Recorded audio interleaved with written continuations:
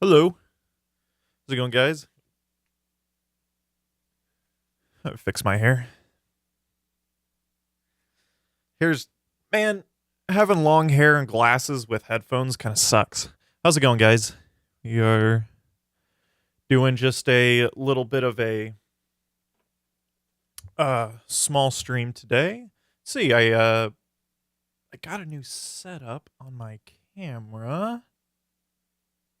Let's see if that looks okay.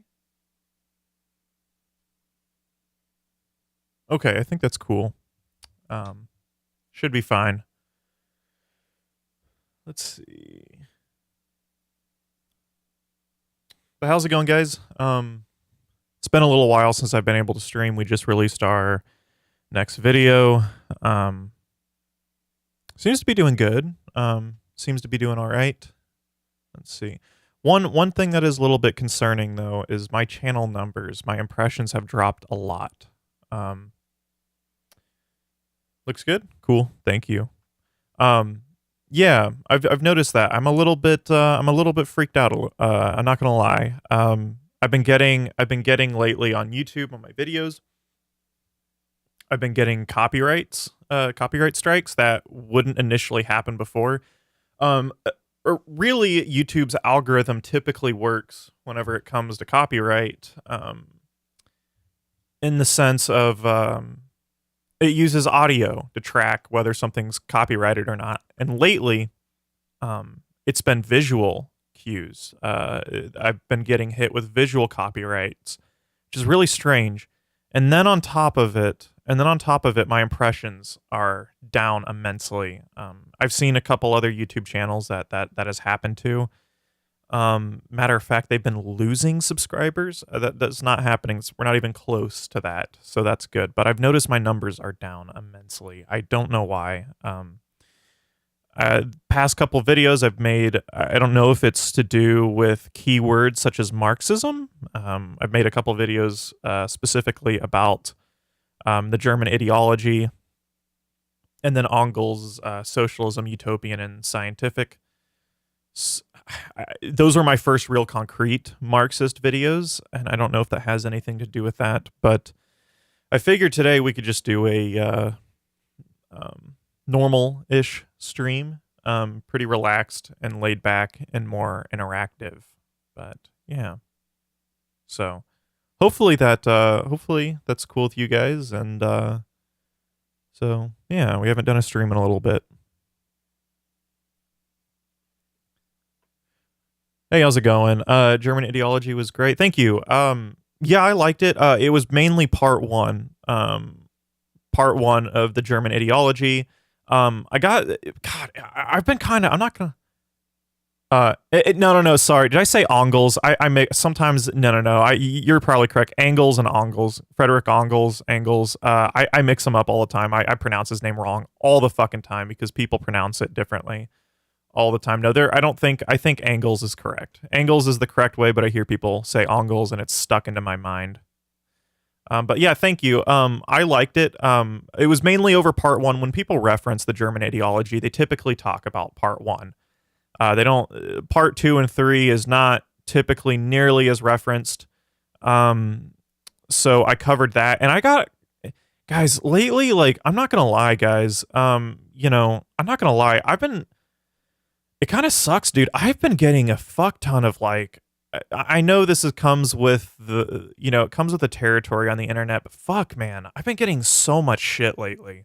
I'm not getting a lot of praise, but like, fuck me, man. I mean, like, I've been getting shit like, dude, your videos are like milk toast, and like, dude, your videos fucking suck. You're a clown and shit, and it's like, god damn, man. It's like it's unrelenting. I've had a lot of people talk about, I don't know. It's unrelenting. I get a lot of praise, and I'm happy about that. But fuck, man, it's been hard dealing with a lot of God. I think it might be the size we're getting to the point of our channel's getting a little bit bigger. And fuck, I've been getting so much fucking flack and hate lately. Oh my god.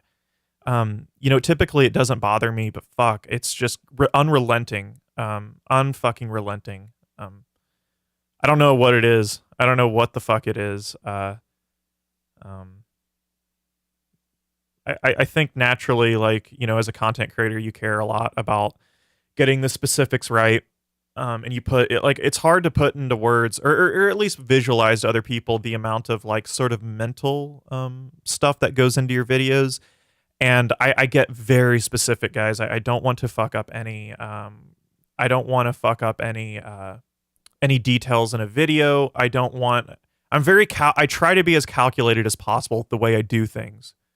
Um I try and like I try to be calculated all the time. I try to think about what are the totality of my actions, how the video's coming off, or you know how I approach anything online. And it's in it, I think I might put a little bit too much pressure on myself. So whenever I get all the fucking boatload of just really weird hate, it sucks. After a while, it kind of gets to it weighs on you a little bit. It's really weird. Yeah, it didn't bother me too. I think it did bother me a little bit in the beginning, and then I for a long time it just felt like something. It almost is something I was able to laugh off, and now it's like getting pretty irritating. I've gotten a couple messages on Instagram of people, Twitter DMs, of just really nasty messages. God damn, it fucking sucks. So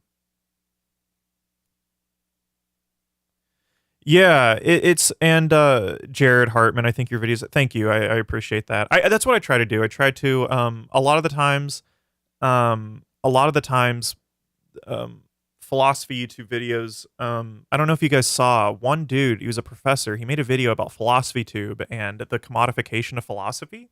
And one of the problems, he said he got Kant wrong, or he said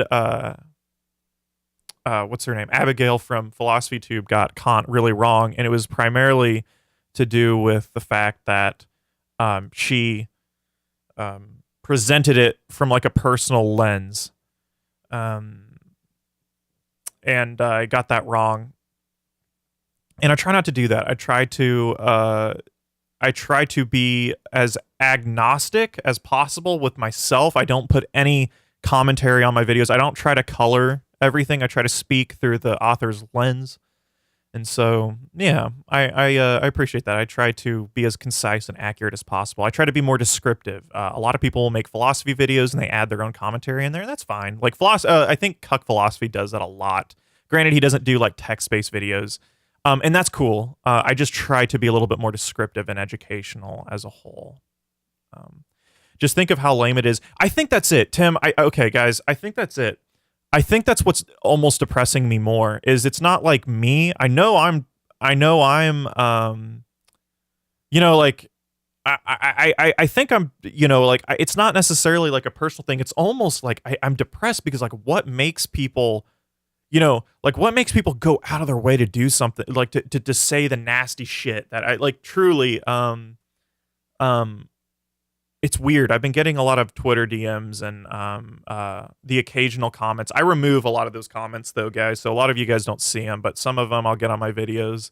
Not too many. It's weird. It's truly it's funny. Your brain recognizes 10 negative things for one positive thing, and that's definitely true. Yeah, Tube and Contra, they are not so educated guys as far. So I actually think I would imagine that they are. I would imagine they are. The approach that they take with their videos is the approach that they take with their videos though is a very personal approach. They're like it's hard to put into exactly like the words that they do. They take topics rather than contending with text. A lot of the times, and I think it can come off to people more interested in an actual educational format, like an actual philosophical, you know, topic or work. Instead, they address like larger cultural topics through a philosophical lens, which is cool. It's very, very cool. I just try to do something different. It's just funny that you're just quoting a book and people are like, "This is." That's sort of like what I get a lot. I get Yeah. Yeah. Oh, thank you so much. Class hires propagandists and bots to go after left-leaning Labour-friendly creators. See Max Blumenthal on Jimmy Dore. Thank you. The ruling class hires propagandists. Is this like a news story? Thank you so much, David, for the $10. Helps so much. Thank you, my friend. David, I think you were there yesterday on the Vanguard. So, guys, I went on Vanguard. They're a really cool channel. I don't like doing a lot of practical politics, or like when I'm on here, when I'm streaming and stuff, we talk about, larger cultural things and stuff like that. But I try to stay away from pure practical politics. It kind of sucks a lot of the times. But I was on the Vanguard yesterday. I think David was there, and the debate question was, are the squads sellouts? And I didn't want to debate that question at all. I think the question's really bad. And while I was there, I didn't even realize this till like the end of the quote unquote debate. I thought it was, I tried to pause it. I tried to approach, I don't know if you guys saw, I was there yesterday. I tried to approach it more as like position myself outside the question, because I think questions like the online discourse around like the squad and House of Reps are it's quite singular and bad. And so I tried to like look, I don't give a fuck about the squad. And oh my God, guys, I was getting so much fucking hate yesterday. So I think David, last minute, I checked the chat. Oh, I was getting like Epoch philosophy needs to quit YouTube. I think there were a lot of like, I think it was a lot of, I didn't know where the fuck that came from, but David defended me at the very end. He was like, Epoch philosophy is awesome. But yeah, I think the person I was talking to, what happened, and the reason why, I think it was set up as a debate, and I think the audience expected something a lot different, and that's partially my fault. What happened was the Vanguard was going to do a debate with, I think his name's Franco Analysis, and then Nomiki Konst. A little bit of a secret, guys. I don't know if the Vanguard wants me to tell you guys that she agreed. Nomiki agreed to debate this dude on the Vanguard about the squad, more political stuff than typically. Well, I do a lot of political things, but more like cultural, practical politics than I typically do. And she backed out, and so I went ahead and I was like, okay, fuck it, I'll go on there. And I tried to rather than debate the question itself, I tried to point out that the question's sort of wrong, right? The framing and how we approach a lot of political questions that emerge online is just so radically insufficient. I don't give a fuck about a lot of the squad. I think we need to talk about like the political economy at large. Maybe we can talk about how people navigate politics, stuff like that. But oh Lord, was I getting so much hate in chat.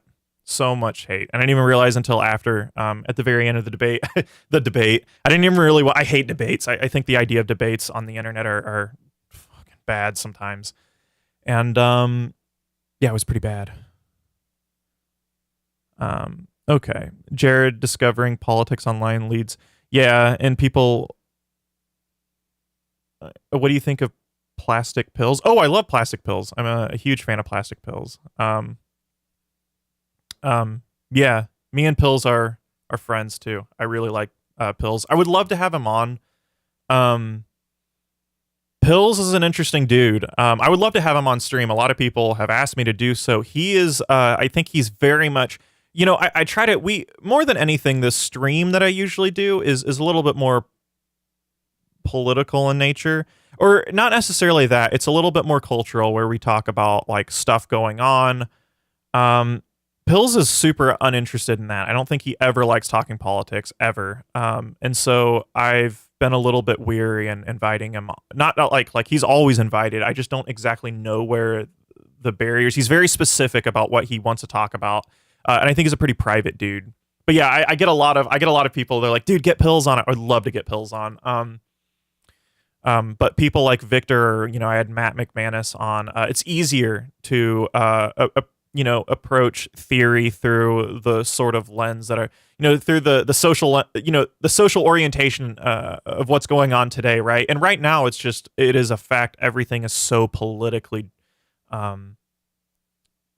it's the best word for that. Everything is so politically present right now. That I don't know what else to really talk about too much. I mean, we can talk about obviously theory. Everything goes back to philosophy in some ways on this stream, but Um, yeah, but I think yeah, I absolutely love I absolutely love pills. Huge fan. I was even before we started, before I really started making videos at large, I watched pills quite a bit. Someone please fill me in with the squad. Is the squad's just a group of House of Reps. They're the very few amount of actual probably social democrats in the House of Reps in the United States. There is I'm not going to say huge. There is a small but growing sector of probably like leftist who I say leftist really loosely because I think it's really weird. It's hard to map. Typically, what you find online with a lot of I want to say the hate or the critique of the squad comes from a group of people where it's very hard to actually map their political orientation. It's a bit confusing. But there's a lot of hate towards the squad, and the hate in many ways is justified. I think it's ill focused a lot of the times, right? So, you'll see a lot of people hate on Alexandria Ocasio-Cortez, Ilhan Omar, because they aren't able to essentially implement the very things that they ran on, right? And that sucks. And there are arguments to be made that is. They're not taking the correct strategy in approaching politics. Sorry, non-American here. No problem at all. And that might be true. I think strategy is an important thing to talk about.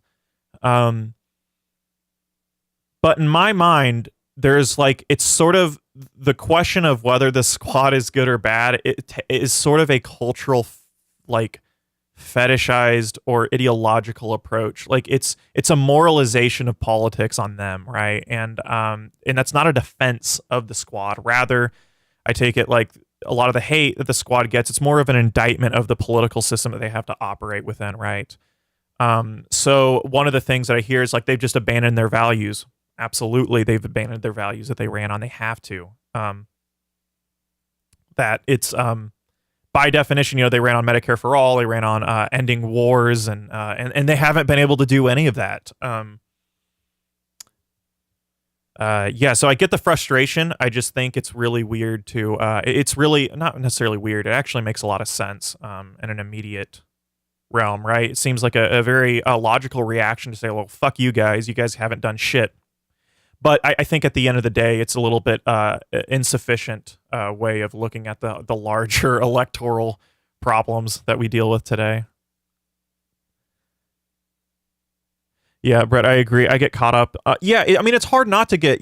Listen, if you give a fuck, if you have a very invested outlook on, the trajectory of society, in which we're all fans of theory here at large, and so it's hard not to be engaged, and it's hard not to get invested. And then what happens naturally is there is an online sphere that will it'll if you're online, you fall into those online discourse fields, is a way to put it, and it can get into this really weird rabbit hole sort of thing.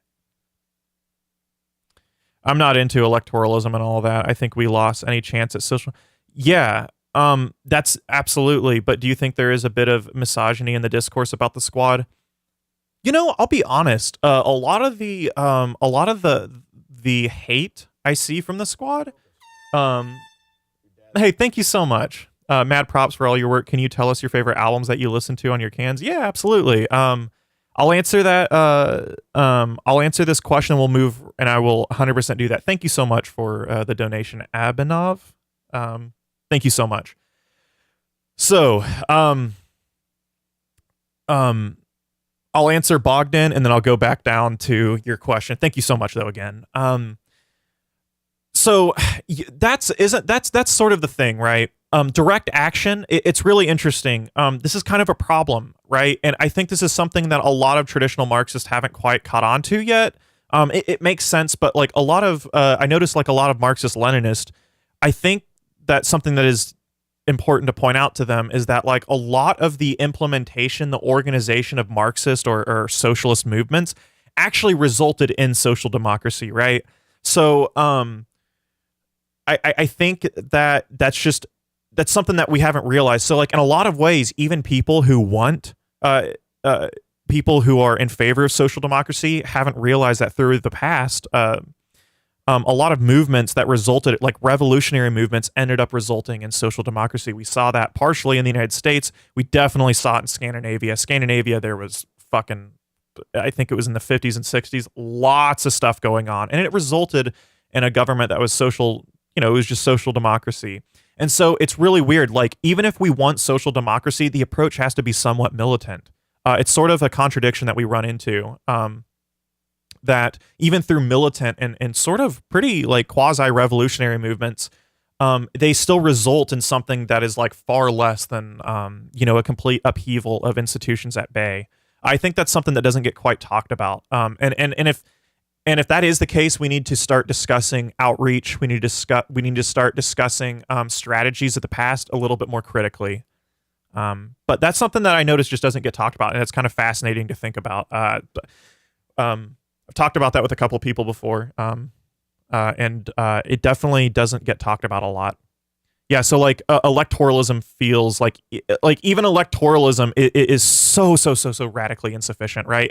Even our direct action of the past is a revolutionary, sort of revolutionary direct action of the past has also been insufficient in some ways. Okay, mad props for all your work. Thank you so much. Some of my favorite albums. I listen to a lot of post rock. What post rock is? It's like drone. Have you guys? Some of you guys will know what post rock is. Like a Godspeed You Black Emperor. I really love Sigur Rós. Sigur Rós is an incredible. I think Sigur Rós is like the best group of musicians ever. I don't know if you guys don't know who they are. They're an Icelandic band. They mix like sort of rock instrumentals with orchestra and piano and classical music. It's fucking, oh my god, so good. I listen to a lot of folk music. I think Iron and Wine's an artist, probably my favorite artist of all time, my favorite writer. I really like Bon Iver, so I like a lot of I like folk music. I love classic rock. I love post rock. Don't listen to a lot of I definitely don't listen to country. I'll listen to old like bluegrass music, old bluegrass like Townes Van Sant, stuff like that. I don't really listen to any rap, really. Hasn't really ever been my style, but I'm a white boy from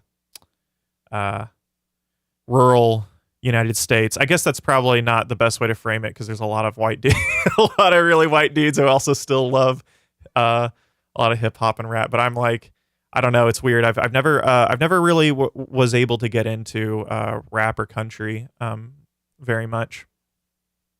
Yeah. Really love classic rock, post rock, and folk music.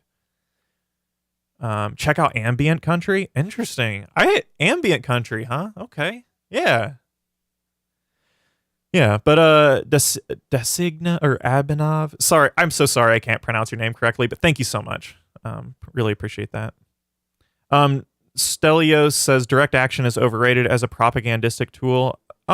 It's not that efficient at getting new people on board as much.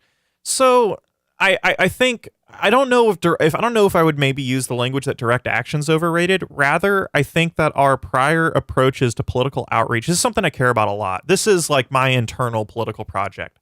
My internal political project is creating a pluralistic sort of left-wing sort of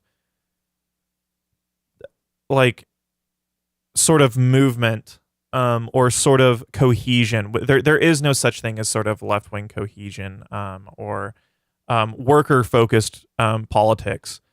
I still think that class politics is super important and class focus is important. I think we should try to stay away from prior symbolisms of the past. So like a lot of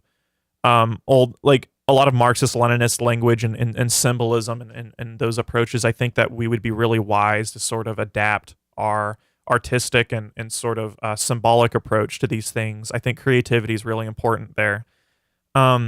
And of course, we've had the baggage of the Cold War. I think we would be wise to sort of try to adapt and go with the flow of sort of cultural and political stigmas around like socialism and communism. I think if we could shift our language, shift our approach, shift our symbolic approach, I think that would be really smart. But that's something I care about a lot. I like semiotics. I think the field of semiotics has a lot to say in a political context. Communication and outreach is something that I care about immensely. Where this is where we fail a lot, right? So Marxism, I think, still is very good at explaining organization, sort of the goals of political worker-focused organization. It still does a very good job, and it has its place. The problem is the prior outreach that was employed, the political, I would say the more social end of political strategy employed is really insufficient today, and it hasn't adapted much at all. People love their symbolism, man. There's a libidinal essence to the way that we approach politics. It's satisfying, to uphold a lot of religious symbolism. It's satisfying to look at works of theory and think of it sort of as a textbook guide to things, but it's not. If anything, the only textbook guide to politics or to future political emancipation is that there's no textbook, right? I think we have to rely on creativity, and we have to be open, right? This is something that's really bad. That look, like we are, I noticed there's this there's been this reaction to like a lot of centrist sort of neoliberal types that say like, listen, this is so divisive and stuff, and now there's sort of a really harsh reaction because it's their approach that's incredibly stupid, right? They say like, listen, like we can't be divisive, fall in line, like listen, we'll get Medicare for all sometime or something like that. And what's happened though is there has been a reverse militant approach to anything outside of strict ideological confines, and we can't be that way. You can't at all. I think we have to be radically open to the future and radically open to working with people and not taking an overly moralistic approach, right, to politics and especially political outreach. So this is something interesting too that I've seen pop up, guys. A lot of I've seen like a lot of some people I follow who are quite cool. I think his name's Paul. He's been on my recommended thing. You guys watch him sometimes. It's been on my thing. Paul something. He's a Marxist-Leninist. I follow him on Twitter. I quite like his tweets a little bit, but I noticed he made a thread that said, okay, moralization of politics is killing like our approach to politics. And he's right. But what I noticed, even on top of that, the moralization of politics, even people who think of politics as something concrete, class-based, who don't take a moral approach to the structures at bay. Yeah, Paul Moran, I think his name is. What I notice is people who even take an approach analytically to politics, their outreach is very much moralistic. So if you don't quite adhere or look at politics with the same analytical lens, and I'll be honest, probably correct analytical lens, there's a moralistic reaction. There's like, oh, you fucking idiot, you fucking lib, you whatever. Politics is a process, dude.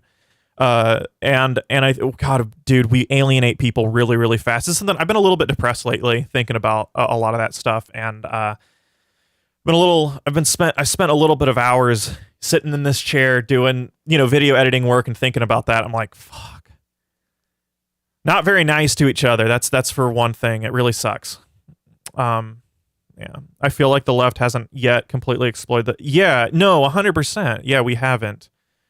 A gift from Draco's father. Sorry, guys, I went on a little thing there. I'll start looking at chat a little bit more. I haven't seen Adam Curtis's work. I've heard that his newest thing that came out was really good. I would really like to see it.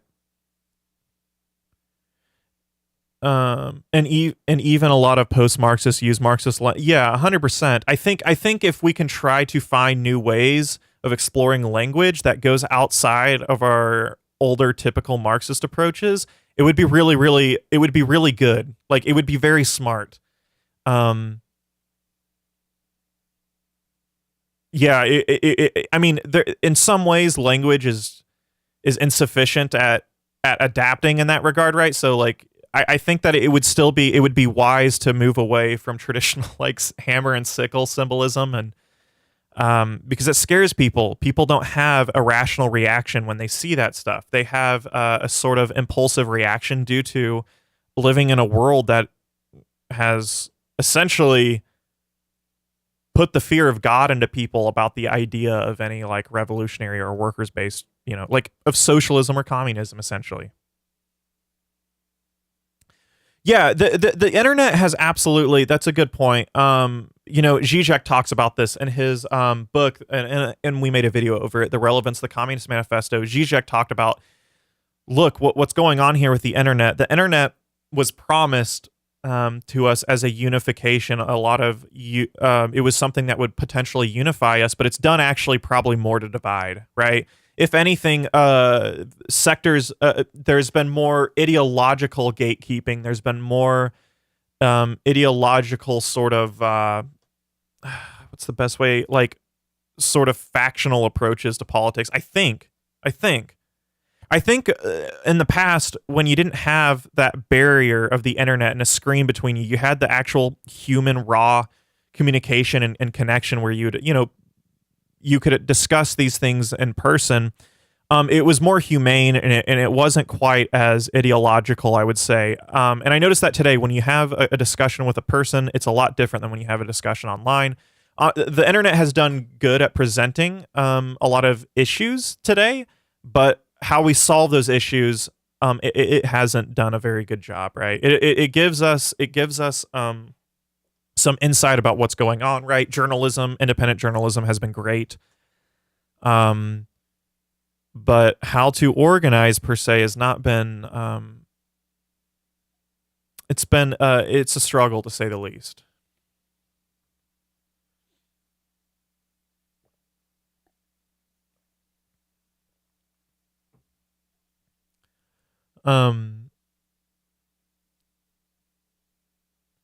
At Ian, Adam Curtis is a conservative. If I'm thinking about you, Judas Andrade, correctly, I think I saw you.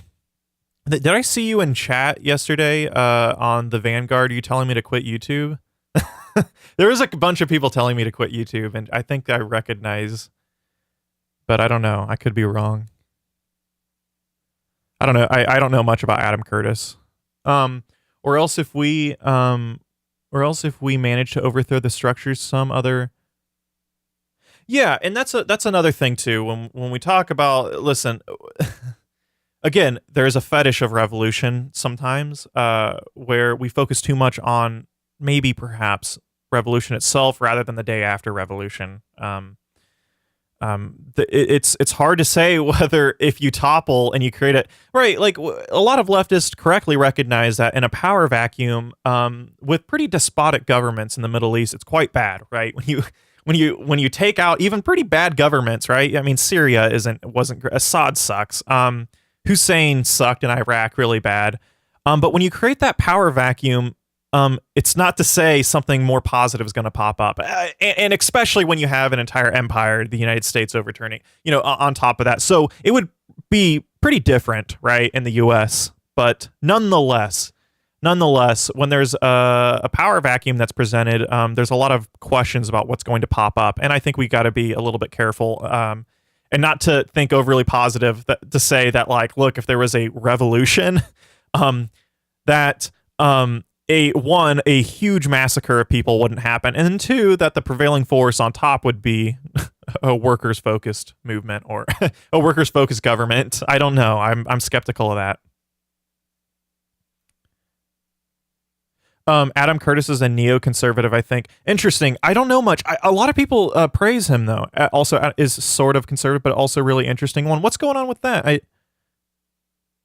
Sorry, Judas Andrade. I apologize. I think I recognize. I saw a picture that looked a lot. It totally may not have been you. I was gonna say, I was like, I've been getting so much shit from that. People sliding in my DMs yesterday from going on the Vanguard, telling me to go fuck myself and shit. That I'm just like, if I hear anything in this chat, people are getting banned, right? Not totally, okay. If that was not you, I severely apologize for even. I'm just staying a little bit defensive because that fucking took a toll on my mental health. I'm not gonna lie. Have you thought of going on Rokefin? They don't take a big cut of your income as YouTube. Can I put videos on both? If so, that would be great. Yeah, so I apologize, Judas. Thank you so much though, David, for the $5. I've heard about Rockfin. But yeah. I thought about that. Thank you so much, David, for the donation. I really appreciate that a ton. That would be interesting. I wonder if I could upload both. If I can, I absolutely will do that. But yeah, no, I got so much shit that like I was thinking about it. That's something I've seen a lot of. Matter of fact, Philosophy Tube talked about this, and I completely wholeheartedly agree. Right? There's this impetus when you're a content creator not to alienate anyone, so you'll take abuse a lot easier sometimes online than you would, than you normally would, right? So like when you work, right, you work at retail or you have a boss, you're abused a lot. And if you're an online content creator and this is your job, I don't have to take that. You know what I mean? And it can be hard on your mental health. I'm to the point now where I used to like realize like, God damn, if I got like a pretty rude comment, I'd be like, it's okay. I don't want to alienate a potential viewer and audience. I do not care anymore at all. Getting told to go kill myself is just so fucking, after a while, like more than anything, it just gets annoying. Right. But, yeah. Okay, I'm sorry to hear what happened. Oh, no problem. It's not that big of a deal. It's more depressing that there's people on the left that understand how how horrid our sort of political realm is right now. Yet they resort to a lot of really overly aggressive shit against people who actually agree with their same political conclusions. It's really depressing. More than anything, that's the depressing part of it, is that like, fuck. Like, holy crap, what makes you so miserable that you would do that, that you would say shit like this to people like me or other people who quite agree with your conclusions, but you're it's super weird. Hello all, what are we all talking about today? We are going from topic to topic, my friend. Okay. Yes, going on Rockfin can do both. You'll blow up. Awesome. Okay. That audience is much more favorable towards your work genre. You'll be at home. Awesome. All right. Then I will. Oh no, I won't. I don't think I'll quit YouTube. Not anytime soon. We've talked about this. We've talked about this a little bit before, but, guys, I definitely am not even close to quitting YouTube. Don't you guys worry. But this spring I am going to announce sort of, okay, when I'm done with, so I'm a student right now. And I thought that I would continue this YouTube channel throughout grad school. And that would be perfect, right? It would be a lot. It's hard to do this YouTube stuff. It's hard to make the videos that I do while in school, because the videos take a lot of time. There's a lot of heavy lifting that goes into the editing process of the videos, and so it's pretty, it's mentally taxing to do school and this at the same time. Very hard. So I'm looking forward to graduating in the spring, but I was initially going to go to grad school, but with how bad universities are in the United States right now, shit's not doing too good. My university that I would stay at, I'm not interested in moving to get an education. They dropped a lot of programs that were very interesting to me. So I decided that I'm going to like do this full time. I already am doing this full time pretty much. I spend 40 hours a week doing this, but to just solely focus on what I'm doing here. And I'll make a video. Probably in May when I'm done. I'll be like, look, I'm going to make a little bit of like a fundraising video. I know that sounds shitty. It sucks. But I'll be at a position at that point where what'll happen is if I'm doing this full time, I kind of have to be able to, at least survive, and live real cheaply, which I can do. But the problem is if that doesn't work, it doesn't work. And I don't think I would be able to work full time, right? And then do this as well. So the reason why I'll make a little push to doing this full time is that, if my YouTube is the size it is right now, I won't be able to sustain doing this full time. And then if that's the case, I probably would have to leave YouTube for good. But we'll worry about that. We'll cross that bridge whenever it comes. So right now, we're doing good, though. We're doing good. I'm happy with how things are. Yeah. All right, I'll go back up. I'll go back up and look at chat a little bit. But I'm happy where YouTube is right now. We're doing good. My channel's been getting hit hard with fucking copyright though when I'm trying to upload videos, and I've had it sucked. So a lot of my impressions are down. That's been happening to a lot of YouTubers lately, actually. So YouTube has a really weird. It seems like there's always a roller coaster of people getting dropped views. YouTube does a lot of weird shit behind the scenes that we don't understand, and that's kind of scary if you're not a really big YouTuber, you know. I think one major point of Orwell's Animal Farm was this critique of a violent revolution to show how. Yeah, absolutely. Yeah, we really don't like. We have like the idea, guys, also is very misunderstood of the dictatorship of the proletariat. Marx and Engels didn't quite. There's a really good video on this specifically. Cuck Philosophy did a very good video on Marx was not a statist.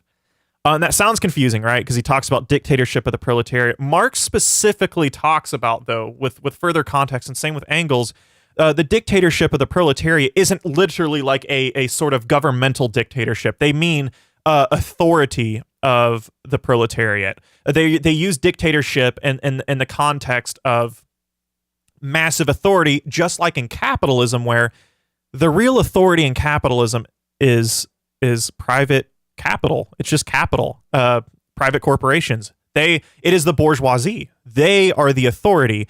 But does the bourgeoisie technically, are they the governing institution? Are they the governing body? No, the state is. But they have the ultimate authority. So it's not to say that it's the governing body is going to quote unquote be a dictatorship. Rather, it's that the working class will be the arch authority of what's going on. So that's a big misunderstanding. He did a very good video on that, and he referenced a lot of. I think Engels did he wrote on a critique of the philosophy of right. Talked about this specifically. Yeah. Jack Hamilton says, "Are you a postmodernist?" So I think a lot of people, I don't look at how you could. I'm curious to what you guys think. I don't think no one can really be a postmodernist, can they? I don't know. Like postmodernism is a cultural logic, right? It's not a positive political orientation, right? Like no one's a postmodernist, right? I think if that's correct, like I don't see how you could be a postmodernist. You could take a postmodern analysis of the world or a post-structural analysis of the world. And if that's the sense, if that's the case, if you agree with a sort of post-structural form of thought, sure, I suppose. But I wouldn't consider myself. I think postmodernism isn't a good thing. How many subs does one need to go to full time? That's hard. It definitely would vary. I'm not sure. It would vary. YouTube pays shit as far as ads go. A lot of people also have ad blockers. I don't blame them whatsoever. That's why things like Patreon have popped up everywhere. So it depends. I truly and this is actually a little bit high. I just don't have a lot of views. So, I think this is high. I don't know. I don't know what other YouTubers,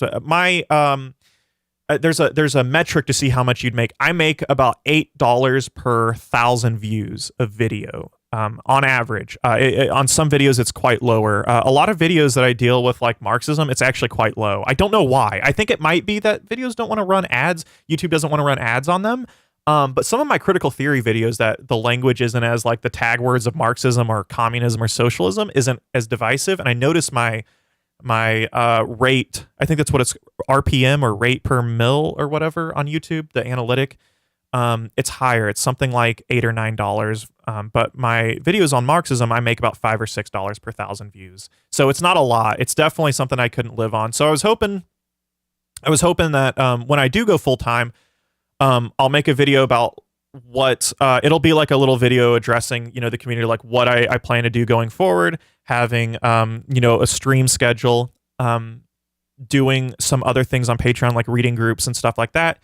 And essentially, if we could do that and then hit a goal on Patreon, I can just make a living wage, then we're good, then we're secure. But if we don't hit that on time, that's fine. I will stretch this channel out into. I will do everything that I can to make sure this channel survives. The only thing that's really shit is that if this channel doesn't survive while doing it full time, I'll never be able to do it again, because this is the shitty thing. A lot of people, they were like, well, go, have you thought like family, like have you thought about, you could work full time, then after work go home and make videos. No, I do not have the mental capacity to do that. These videos take a fuck ton of work. I couldn't do it at all. If you're like a gaming channel or something like that, that would work. But that's the shitty thing. I kind of fucked myself. You know what I mean? Like, it's one thing to make like podcast or something like that where you have a day job. I kind of screwed myself. Where like I make videos that are like they take a long time to edit, and I don't want to water down my content. People are here because of a lot of the visuals and a lot of the essentially the quality of my editing. And I don't blame them. You know what I mean? Fuck. If a lot of other people just go listen to Sean or something like that, people who are much more charismatic on video than someone like me. So I definitely don't ever want to end up, if I have to lose the essence, lose the production quality of this channel in order to survive. I don't know if I could do that. I'm uncomfortable doing that. It sounds scary. Yeah. Hey, loving the stream. I'm currently reading Zizek's. Oh, that's okay. I haven't read Violence, and I want to. Zizek's Violence. It's pretty cool. Goes into forms of violence, subjective. Yeah. That would make a very good video. I know a very Hegelian approach to violence that I quite like. And then I want to go back to chat. Bogdan Ropotica. I'm a bit baffled that we still look at Orwell as a good faith critic. He betrayed a lot of leftists. So, okay, and his legacy these days is mostly on the right. So he's taken out. Okay, so we can't. So there's a couple things here. We can't pin Orwell's thought on his legacy and sort of bastardization on the right. We can't do that. That's unfair. And then two, he betrayed a lot of leftists to the British government. Yeah, that's shitty. I've heard about that. That sucks.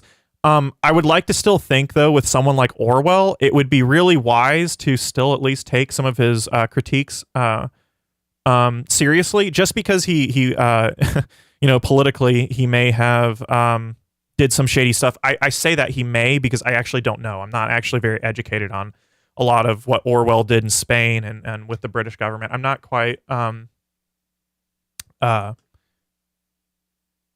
sure. But I would like to think that it would probably be wise not to totally go on the anti-Orwell thing, because Orwell speaks to a lot of people. So like to say again, truly, like I'm a fan of look, we don't have to stand Orwell. You don't have to stand anyone.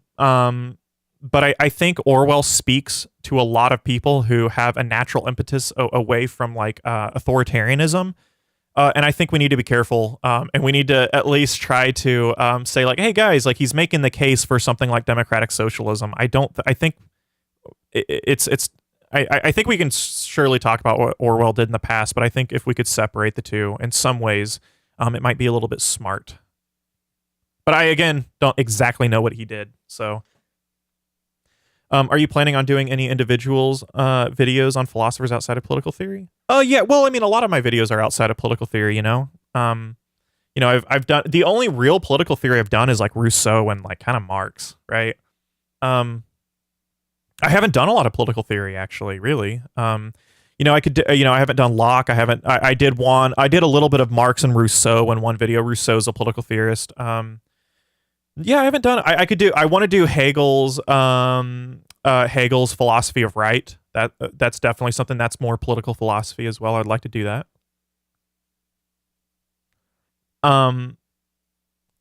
Orwell is worth reading as an essayist. I was impressed by a collection of it. Yeah, I think that's the thing. Yeah, he's probably very problematic. I would imagine there's a fuck ton of truth on that. I would say probably not. We could probably separate his critiques from his own actions, right? It doesn't, just because he was shitty does, like, for example, I find a lot of people who still think that Stalin, for example, I haven't read Stalin, so I don't know. A lot of people think Stalin sucks. Like he sucks in a lot of ways.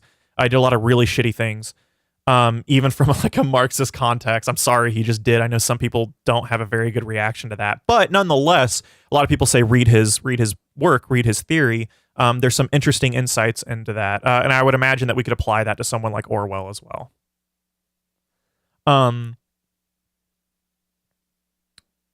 Yeah, that's also something that I wondered too. Is like that's really interesting. Because you would imagine if Orwell's someone like a democratic socialist or an anarchist, or he had those leanings, you'd imagine that he wouldn't be sympathetic to the British, but I have no idea.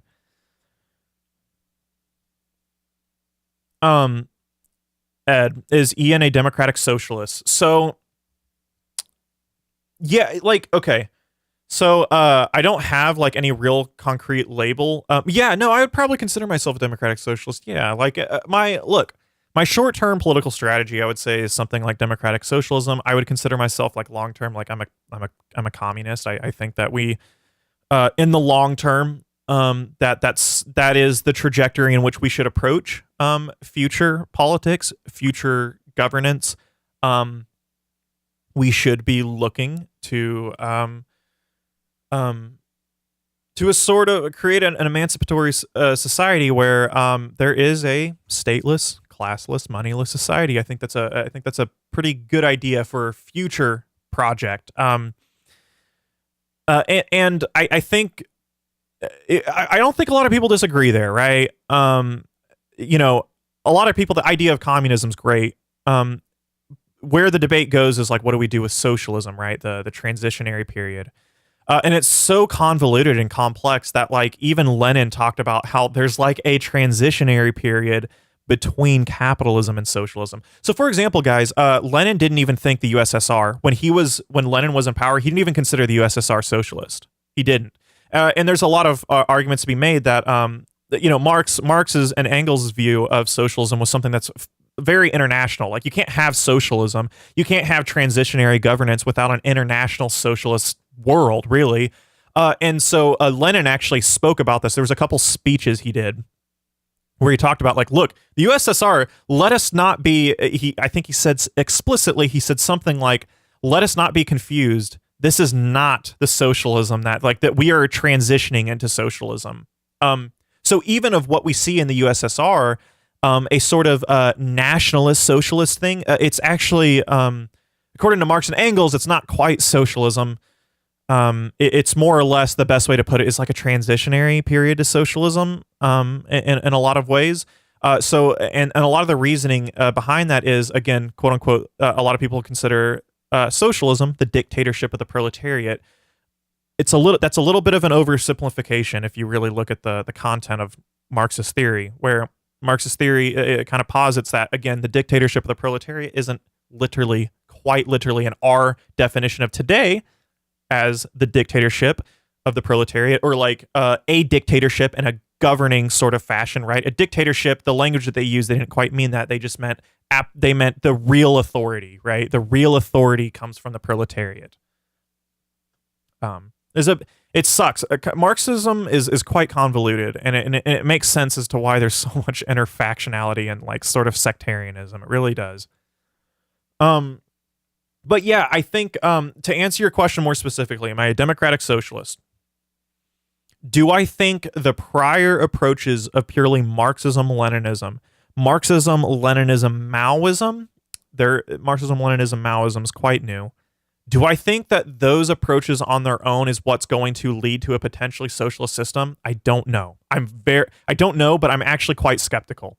I think the traditional, very militant approach to socialism, I don't know if truly, guys, capitalism is the strongest it has ever been, right?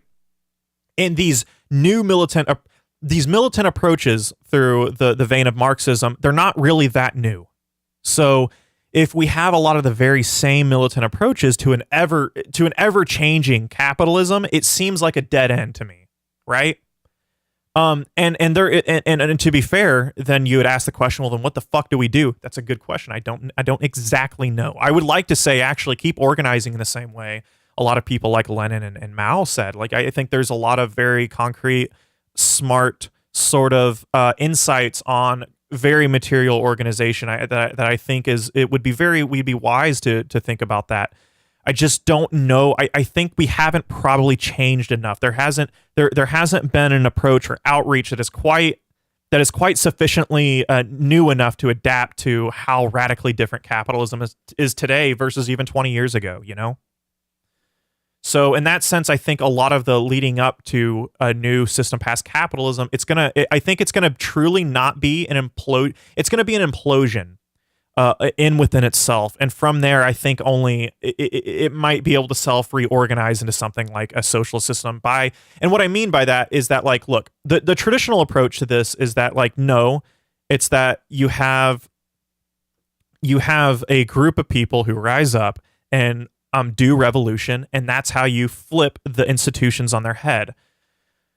So that at least posits the idea that there is an external force of organization and you overthrow capitalism. I don't know if that's going to happen. I don't know if not only can we logistically even do that, and that's very scary. Like we can't even to do that. It would be very, very, very, very difficult. And then two, what probably might happen, I think Bhaskar, I think is he the main editor at Jacobin? I believe Bhaskar has sort of talked about this, where what probably will happen is we will likely see in some ways, a little bit more realistically, we might see an implosion of capitalism via the falling rate of profit, right? The rate of profit, guys, is going to fall immensely when automation truly starts taking hold. Truly look at how much resources the 1% has sucked up through the years, right? So what's going to happen is there's going to be a societal implosion. And right now we're seeing with like a Biden administration with even like left-wing quote unquote opposition, nothing changes. Nothing changes at all. So what might happen is I think the most realistic approach is that, look, capitalism is going to implode. And from that implosion, I think there's going to be a little bit more of an elastic organization on what goes on. And I think what we might end up seeing from that is a sort of democratic market socialist approach in the beginning, something where you have a very robust public sector in some ways, and you have a private sector that is pretty much just ran by workers. And in that sense, am I in favor of a system like that over capitalism? Hell yeah, absolutely. Fuck yeah. And in that sense, I would still posit myself, or I would still consider myself a democratic socialist, right? A lot of people think like democratic socialism is some like anti-socialist system, and it's not. It's like socialism is there's a lot of different socialisms, right? But yeah, I would say something like democratic socialism is good. I quite like democracy. I don't, guys. I don't. I think that a lot of people confuse liberal The problem with liberal democracy is it's really not that democratic, right? Right, guys? So something that I notice is people say they see massive problems with liberal democracy, and they say like, okay, shit, fuck democracy. It's a false prophet, whatever. I don't really think so. I don't. I think that's the wrong approach to make. That like the problem with liberal democracy in a lot of ways is just really not democratic. And it's not democratic in the sense that workers don't actually fundamentally, there's still an autocracy in the workforce. We've accepted as liberals, I say we as liberals, because everyone here is a liberal to some degree. You live in Western society. We are molded. I'm sorry. It sucks. People hate it so much. We are molded from the ground up in a very Anglo-normative, Lockean sort of political realm. And there are things in liberalism that we can't quite escape. And there's some things in liberalism that they're not bad. Individual rights are not like on its own like a bad thing. It's not so that we should not be against individual rights, right? I think that yeah. So I'm a fan of democracy still. I don't think we've ever really seen democracy. I think we got to be careful about abandoning something like democracy, right? As a new socialist, you really spoke to me with your answer. Thank you. Well, I'm glad. Well done, man. Thank you. I appreciate it. Can you explain how profits decline if automation removes the need for labor cost? I get that without labor, you cannot extract surplus value, but how does this translate? So I'm very bad. This is something that I am quite bad at, guys, is actual core Marxist economics. I know a lot of like Marxist philosophy and theory. That's nice. That's good. I can answer that much more potently. As far as economics goes, I've only read a little bit of Capital. I have Wage, Labor, and Capital. I still need to read. I think this is like, to a lot of people, this is like the intro into Marxist economics. I don't know too much about economics, but I know what like essentially the rate of profit is. And if the rate of profit, the more automation essentially strips the ability to invest into new work. So, for example, for a company to succeed, when technology continues to grow, it's more expensive to enter the marketplace. Thus, what happens is capitalism becomes increasingly monopolized. And through that, the rate of profit falls to the point where no one can even like create. They can't. The market essentially falls apart. And I think that with something like, hey, I think Worm something. yourself into lefty debate bro spaces. They could do with your brain juices. Thank you so much. Thank you so much. I really appreciate that. That is incredibly kind of you, my friend. Thank you so much. So I'll answer that. I think when we so yeah, automation is what's really going to usher that in, I think, and I think quite a few other people have said that. But Denpa, to your tip and your question, I'm a little bit skeptical about debate in general. A lot of it truly. I've heard this before. Debate is the WWE of intellectual pursuits, and I can't think of anything more accurate than that, right? Like it truly kind of is. There's also something I saw another point that I quite like. The function of how debate works today is quite wrong. It's sort of the opposite approach. Debate today is a conflict or a competition between an idea, and then through that idea, the best one will end up on top. And what that sort of does, and I agree with this, that if we have I think humans have an inherent nature. If human nature does exist, it's probably cooperation, not competition. And if it's cooperation, not competition, something like debate does a lot in the way of really dividing a lot of things. So I the way debate is often approached as a radical competition, I don't quite like. But I would like to I don't think I would ever do like debate. I would like if people wanted me to go on their show and they primarily do debate streams and stuff like that, I'll be happy to do so. The problem is I did that yesterday, guys. I did that yesterday and I went on sort of like a debate format and I didn't really want to debate. And I think it went over the audience's head pretty hard. But yeah. With the steel chair. Yeah, debate.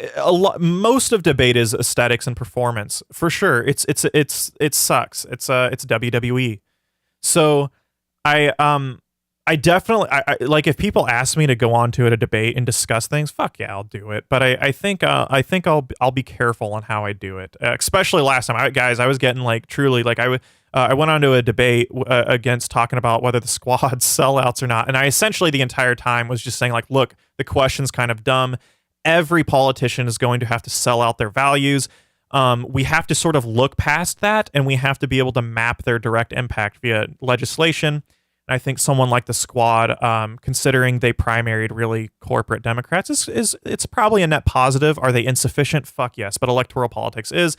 They did not like that. I was getting like essentially death threat DMs from that. So that kind of tells you how debating in general goes. So. But yeah, but seriously, man, Denpa, thank you so much for the tip. I really appreciate that so much. Something in general, guys, little heads up. I know Super Chat is very accessible on YouTube. Little thing. If you guys donate to the PayPal or the Stream Elements link down below, I actually get all of it. I get all of it. YouTube takes 30% from Super Chat. And then also, you get those lights. The lights go off for you. So, cool stuff. Would you be a face or a heel? I am not sure what that means. A face or a heel? We are seeing post-consumer industry where money grows through abstract means, like yeah, absolutely, right, like irrational stock growth and absurd industries like Bitcoin. 100%. Truly, I talk about this a lot. I saw a YouTube video that was shared the other day, the war between materialism and idealism, and I thought that was like really bad. I don't like that. I don't like the traditional approach of like the war, the conflict between materialism and idealism. There is no conflict there. There shouldn't be a conflict between materialism and idealism. What is 21st century capitalism other than an extremely idealistic entity? Industrial capitalism has way more material reference. Thus, it makes sense that someone like Marx and Engels, they really used a material analysis with capitalism. Now, today, you can make a lot of arguments that sort of exists in the idealistic or in the plane of idealism that are extremely potent and good. Metaphors that we live by. Who wrote that? I've heard that book name before. I'm going to look that up. Metaphors that we live by. That's a really cool book name. Who is that? I've heard that before. Oh, that's George Lakoff. Yeah, who was it? Talk to me about that. Victor from Pillpod was like, dude, you got to read that.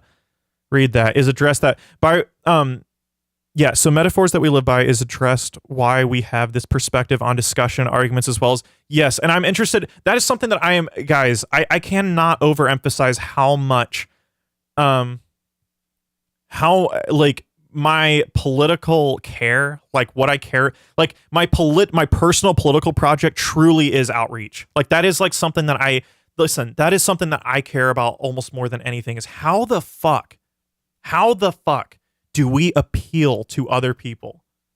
Like it's mind blowing that isn't the approach that most people are taking today. And I know Lakoff has talked about this a lot, and Victor was telling me a little bit about his work, and I really would like to read him, and I would like to make a video on him. It's something that I care about so fucking immensely, guys. Fuck, man, like it's really bad. Like political communication with the age of the internet is, it's bad.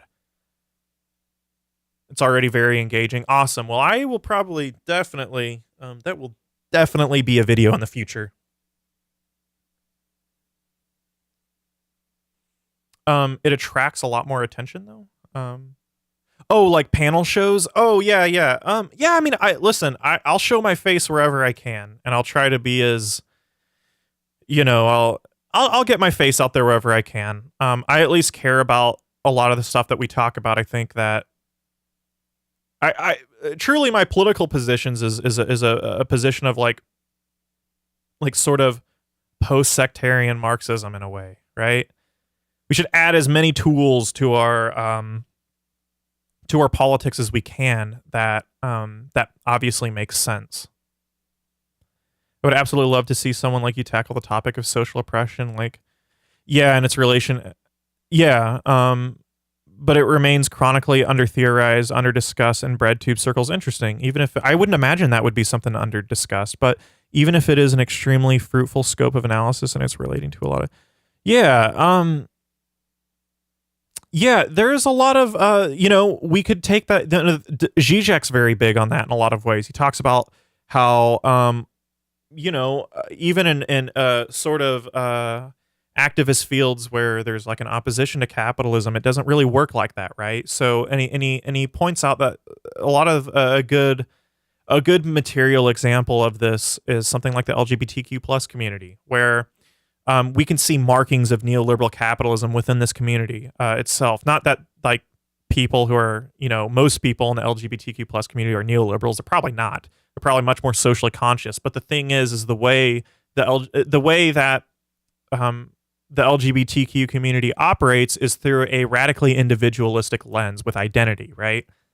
And I think that's a really good approach that that doesn't get talked about a lot, and it's gotten Zizek in trouble as well. I think Zizek, did he get kicked out of The Guardian for saying that? I think he got kicked out of The Guardian for bringing that up, that what we see a lot in the LGBTQ plus community is the form of like neoliberal individual identitarianism.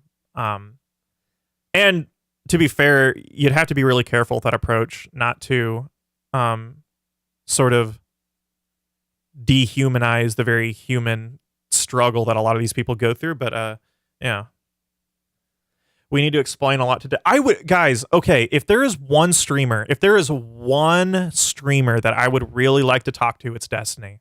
And the reason why I think that, I mean, not that I would argue with him about him not being a lefty. I don't care. Like, everyone tries to do that. That's not the point. But rather, I would try to introduce his audience into something like theory, something that takes a more pluralistic approach, fruitful approach to Paul, because Destiny cares. I think he cares about philosophy. He talks about philosophy a lot. I think he quite likes it, but he deals with a lot of a lot of analytical philosophy, I've noticed. And I think it would be cool to go on as someone who's a fan of continental philosophy, and I have a lot of videos on continental philosophy and theory, to introduce his audience. So that's our honestly, guys, that's the one streamer that I was like, yeah, I would quite like to go on his show. Like, that's because I feel like there would be something there. He's also, I don't think Destiny is one of those people where I think he's got a very skeptical view of a lot of things. And that's not necessarily bad. I think he's had some pretty bad, really weird takes. I don't know where he stands politically on anything, really.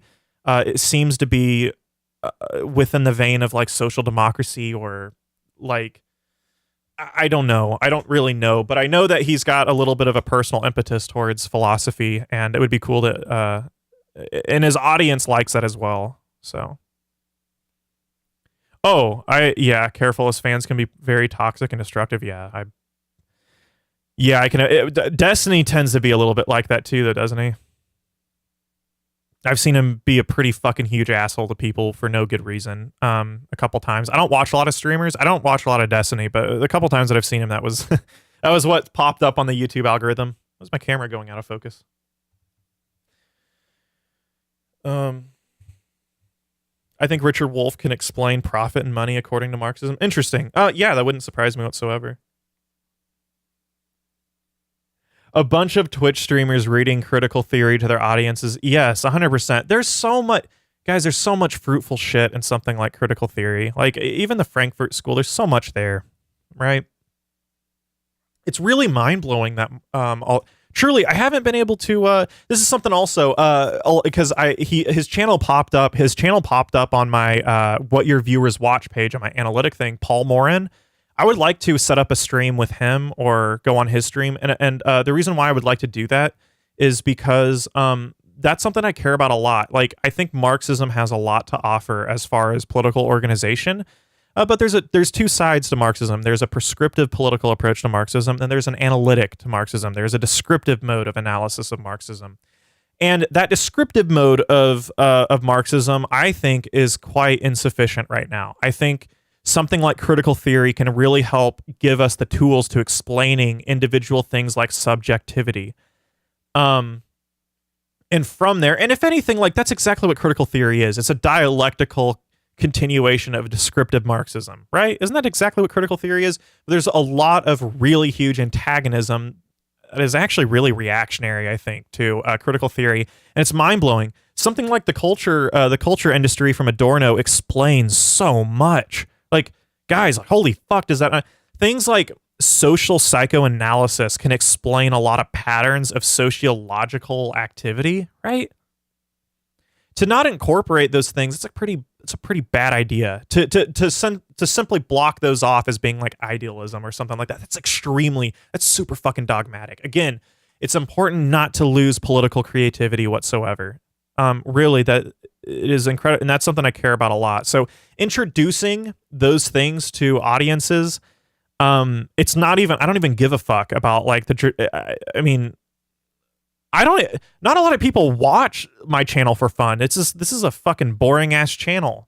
Maybe my streams are a little bit more like interactive, but my videos are purely like descriptive and educational. But I think, goddamn, guys, if we could teach people like modes of logic, like dialectics and understanding the world through these lenses, it would be very useful.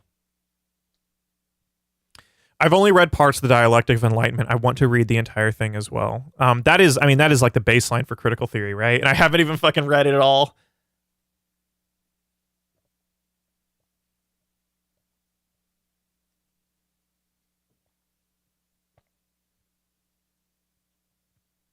Yes. IVC. It is amazing how reactionary and inept leftists can be when it comes to understanding culture. 100%. Everything can't be boiled. Yeah, it can't. Well, and guys, I don't think that's. But there's also something too that we forget here. People, I think, are used to from a lot of Marxists as a very vulgar idea of materialism. Materialism itself, from Marx and Engels, doesn't like negate something like consciousness per se. It just explains that consciousness, if it does exist, it's not separate from material. Ideas are not separate from material. It doesn't say that ideas don't exist. This is something that is, I think, really confused. Or if that truly is what Marx and Engels mean, I don't think that is. I don't think it is. But if that is what they mean, I think they are fucking wrong. I think they're wrong. I think we see that in the form of capitalism like no fucking other, right? Again, I say it all the time. Capitalism today sells ideas far better than I think what any prior Marxist theorist would have imagined. It sells lifestyles. Like, it sells fucking air in a jar with the label of goop. What is that other than like an idea being sold? And in my mind, that just seems like a dialectic of materialism. If anything, it seems like the process of materialism, right? What am I reading right now? I am reading Ghosts of My Life from Mark Fisher, which will be a video. I'm reading that. I'm about a little over halfway done with it. I quite like it. It's much different than capitalist realism. It's more art criticism, but I like capitalist realism a bit more. These Ghosts of My Life are pulled from a lot of blog posts from Fisher. I think capitalist realism is his most like concrete book. But yeah, I think that people on the internet are jumping bandwagon from new atheism to dialectical materialism. It's really interesting. Yeah, I think so too. That's actually, I think so too. Actually, now that I think about that, that's really, never thought about it like that. But yeah, I would agree. I think like Marxism, like vulgar Marxism, if anything, is very much on the rise. I'm reading Ghosts of My Life as well. Yeah, that's what I'm reading. Awesome. That's what I'm reading as well. I am on the section 3 of like hauntology right now.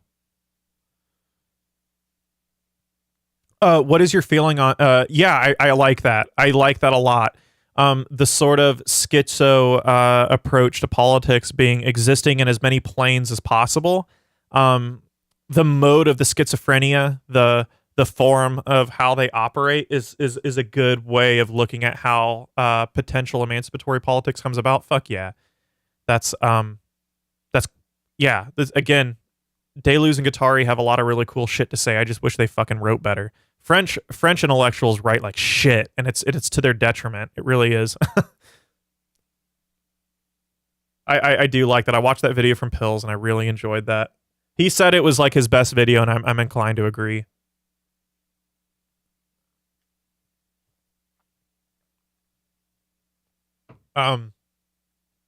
Yeah, I mean, I used to watch New Atheist videos as well. Back in 2014, 2015. Yeah, same.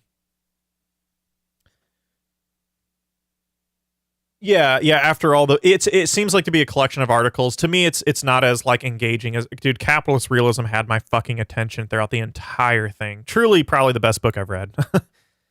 But I like this. It's just not as I thought. It's not quite as engaging as Capitalist Realism. I thought there would be a little bit more concrete discussion on the theory at large rather than like more articles, if that makes sense. The book's not quite what I expected, but that's okay. Yeah, I was into Dawkins and Hitchens before I got into leftist discourse. I think a lot of people were, for sure. Is the materialist source of ideas similar to the conversion of mass and energy? Yeah, if there's like a scientific, like, if ideas are synapses or something in your brain, there's like, if it's energy. Interesting. That's a really interesting idea. Or Spinoza's substance and thought being correlates into each other. That's really interesting. David with the interesting questions. I like that. I don't know. What would be really interesting, guys? What I think would be a really cool intersection is like quantum and theoretical physics and theory.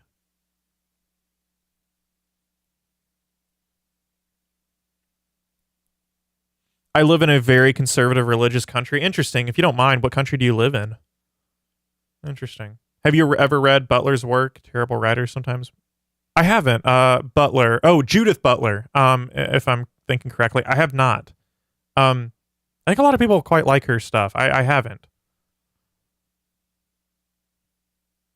Um, yeah, Dawkins. Yeah, Dawkins seems. I kind of got that vibe with Dawkins as well. He's actually quite.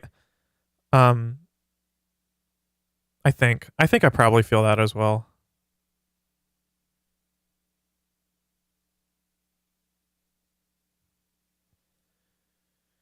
Ooh, all right. This has been a really good stream. I've been enjoying this, guys. I needed to. Yeah, this has been fun. I really enjoy this. Oh, Brazil. That makes sense. That makes sense. Yeah, that would strike me as a very conservative country on a cultural level. Well, if you're really into the evolution of popular British music, it is great. Yeah, that's true. That's true. He talks about is it Joy Division and quite a few other old rap artists. Yeah, those are yeah. It's an interesting book for sure, but I didn't know what to expect. A lot of art criticism. I actually study physics, and that's an interesting point. I believe there's a lot of ideas. That's awesome. That's something I want to learn more about. I think something like physics would be really cool and understand. Maybe, yeah. I like that idea. Um, Capitalist realism is super interesting, but some things from Ghosts of My Life almost annoyed me, such as music in the '90s and before was so innovative, and now it's all recycled stuff. Um, you think that's annoying? I kind of agree with that. Like, yeah. Music seems to have this really recycled form today. Nothing really seems nearly as creative per se. But I think he explains this through hauntology. His idea of hauntology is that we're haunted by false ideas as well. That like even the past, he uses social democracy. He uses the like we look at social democracy, like prior social democracy, the 70s and the past, as something really romanticized because it's so much better than neoliberalism. But Mark Fisher points out like it still wasn't quite as good as what we even imagine when we really look at it. So I think he takes an approach that we're haunted by false ideas as well, right? So for example, music may not be as like influential as even we kind of thought, but that there still probably is with the emergence of neoliberal capitalism, there still probably is a material argument to be made that music and art is being more recycled heavily due to being able to get it pumped out. Physics and philosophy double major is actually pretty. I've heard that as well. That's really interesting. That's really cool. That is something that I would have totally done, but hard sciences are tough, dude. I don't think that was Mark Fisher's point. It's more to do with how capitalism instantly co-ops new musical styles and commodifies them. Well, yeah, but that's sort of no. Yeah, no, that's right. That's exactly what he means. But I think there's a reason why capitalism commodifies and co-ops it. It's because it's efficient on a profit level. Yeah, they absolutely do co-op new musical styles and artistic, fashion, but it's profitable to do so. And there's a higher impetus under neoliberal capitalism to do that. At least, like truly, neoliberalism is like a cultural thing, far in so many ways than just something that is, economic. Like something like capitalism before seemed to be something a little bit less cultural than after post neoliberalism or post neoliberal revolution, rather.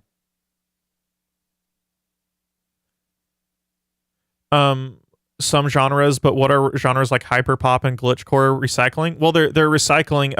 So for example, Mark Fisher talks about jungle, and really old electronic techno music, some of the oldest, and that seems like a kind of a new emergence of recycled techno music.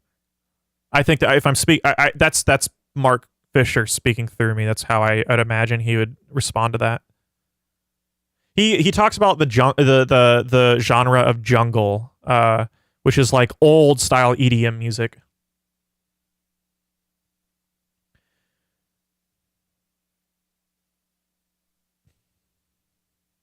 Yeah, nostalgic dreams of a future we never had. That's that is it's Mark Fisher right there for sure.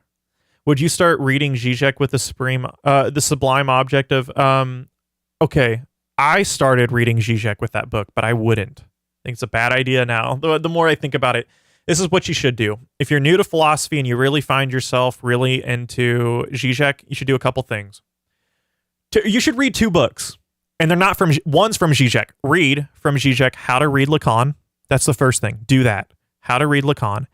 Second thing, go read an introductory book to Hegel. After you do that, you're good. And then maybe get acquainted with the idea of the sublime from Kant, what he means by sublime object of ideology. Maybe get a little bit acquainted with Althusser. But the 2 books that I would read How to Read Lacan from Zizek, and I would read an introductory book. The intro into Hegel from Peter Singer is so good, guys. I read that book. It is so phenomenally good. Oh my. Such a good introduction. It was wonderful. It was about 130 pages, and I read it in like 2 fucking days. I loved it. So I would do that. And then I would read Sublime Object of Ideology, because it's probably his best book. One of those rare books, though, that you don't want... I think it was a mistake. I'll have to reread it again, because it was a mistake for me to immediately jump into that. Truly one of those rare books where you probably just don't want to dive head first into it. Yeah, Baudrillard. I hate reading Baudrillard, but I love what he says. I absolutely love what Baudrillard says. And I want to read Society of the Spectacle quite a bit. I've like really do. Can I recommend Beiser's introduction to Hegel? Sure. I mean, yeah, if that's a good introduction. I read Peter Singer's and I was just extremely floored with his writing and how well he did with it. I was just floored by it. But yeah, I'm sure that totally might be. Ashton Phelps, yeah, no problem.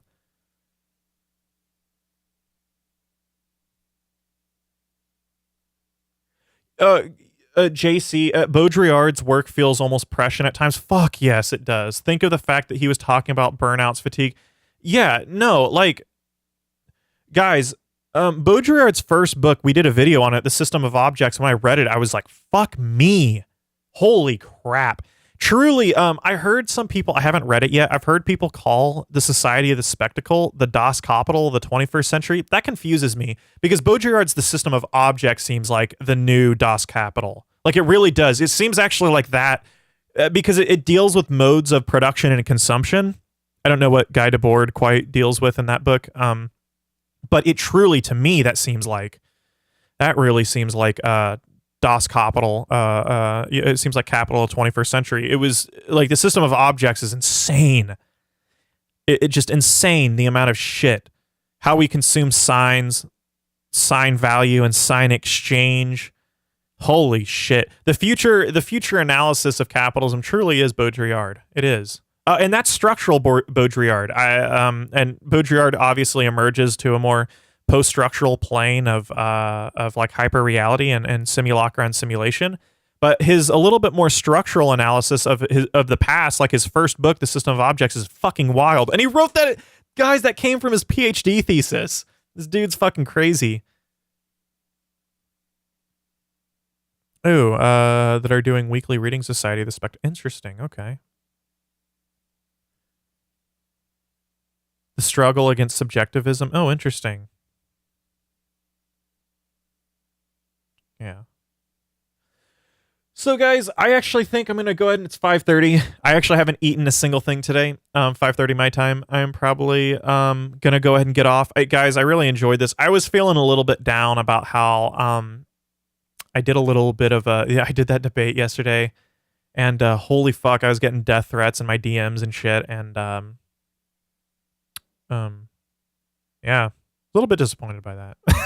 So I was feeling a little bad today. I was like, God damn. I was like depressed, like fuck. But I figured I'd just go on and stream, and then just we could go talk about some stuff.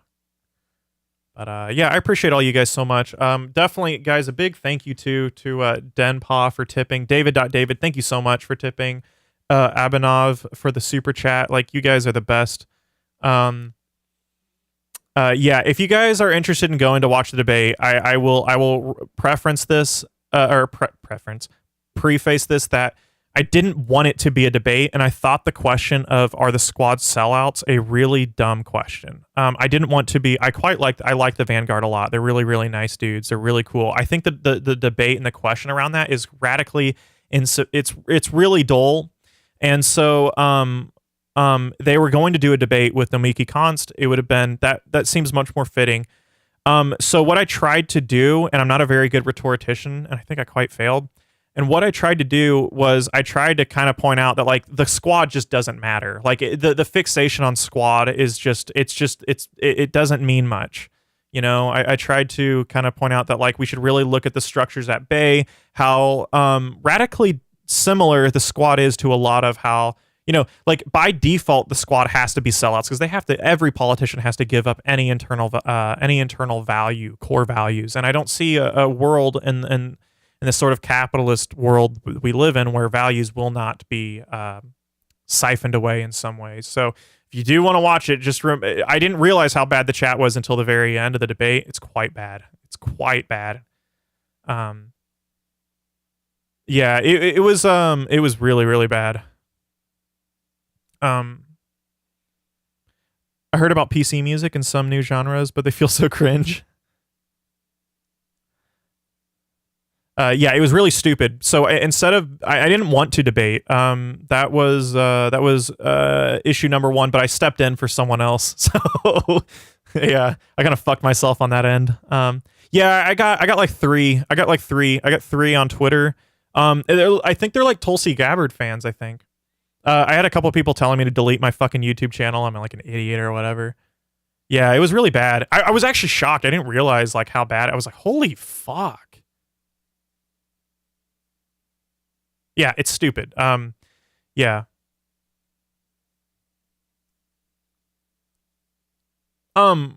Yeah. Oh yeah, no, the dude I was talking to is perfectly. Yeah, Franco's quite a nice guy. It was more or less, I think his audience, and I think his audience, or maybe not his audience, or someone, a lot of people, in the comments. Yeah, but they went to my Twitter and my Instagram, and it's not very cool about it. Yeah, I essentially tried to say that, like, look, we should look outside. We should look outside the question of whether the squad's sellouts. Of course, the squad are sellouts. like, is this really like? But we shouldn't have a moralistic analysis of that conclusion, right? We shouldn't be overly moral in our conclusion with that, right? We should look outside of this. The question shouldn't be whether the squad are sellouts. The question is, how can we create a political system where, if we do have political representation, it's not going to be able to exist within the framework of capitalism right now. And if we do have this bourgeois state sort of capitalism, you know, it's still good to have social democrats, probably the primary corporate democrats. It's still like, if we agree that electoral politics shouldn't be abandoned, I mean, I can't think about this analytically even more. Like, it's still probably a net positive, right? It's good to primary corporate democrats as social democrats, I suppose, you know, but it's really quite idealistic to think that there would never be any there wouldn't be radical like sacrifices in their initial values that they ran on. So yeah, guys, I'm probably going to head on out of here. I am going to go grab some food. Thank you guys so much. I really appreciate all you guys. Again, thank you guys so much for the super chat. David, Denpa, Abanov, you guys are seriously awesome. All you guys are awesome. I really appreciate you guys a ton. So I'm going to head on out of here. I will see you guys later.